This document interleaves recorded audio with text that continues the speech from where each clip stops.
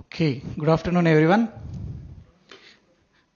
So he asked about how. So I'll tell a small story like how that thought kicked in.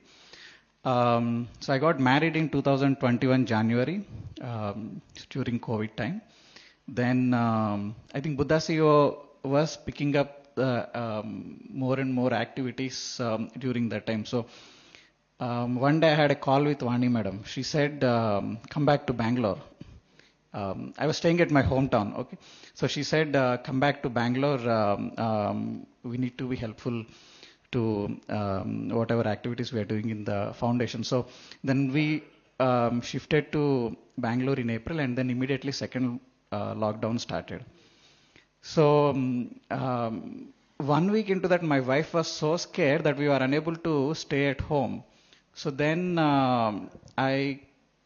I think we were having a Zoom call. Then my wife was crying, and then Sir asked, "Okay, come to our house. We will stay together." Then we packed our bags, thinking we'll stay there for a couple of days and then we'll come back. And we ended up staying there for 10 days. So when we were leaving, I was telling to Madam, "Madam, why can't we all stay together at one place? It is such a beautiful experience. We all have same thought process and similar mindset." Then she said, "Okay, very soon it might get manifested," she said. Then couple of years later, then Sar was proposing this concept, Meditation Institute of Excellence and Research. So I'll try to connect the dots of what has been happening from the morning to this. So in one of the panels, I think Sagar sir was asking, right, how I think Singhal sir was telling how we can go into the government organizations and Prashant sir and Rajiv sir about World Bank.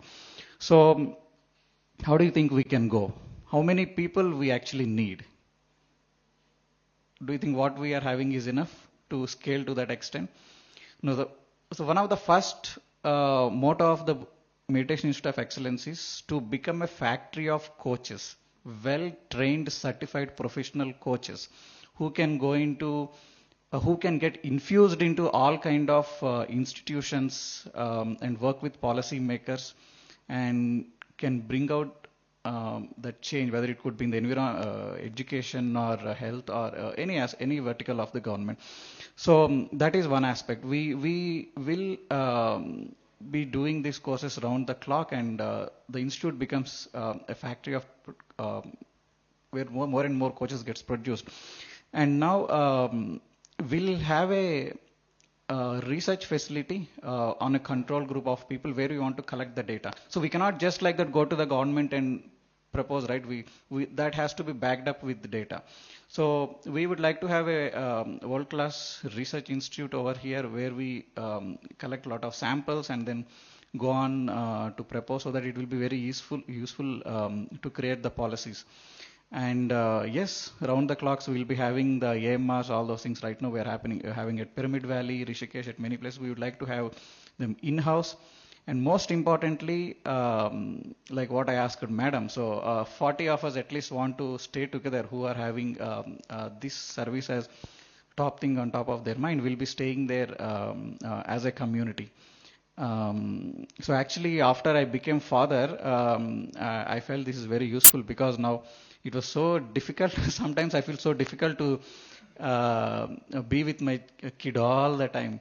So now kids will be raised by 40 families, right? They'll have the brain of 40 parents. The power of community. We'll show a small video after this, which will help you to imagine. And then yes, I will. From the time you get up till the time you go back to the bed, you will be in that lush green nature.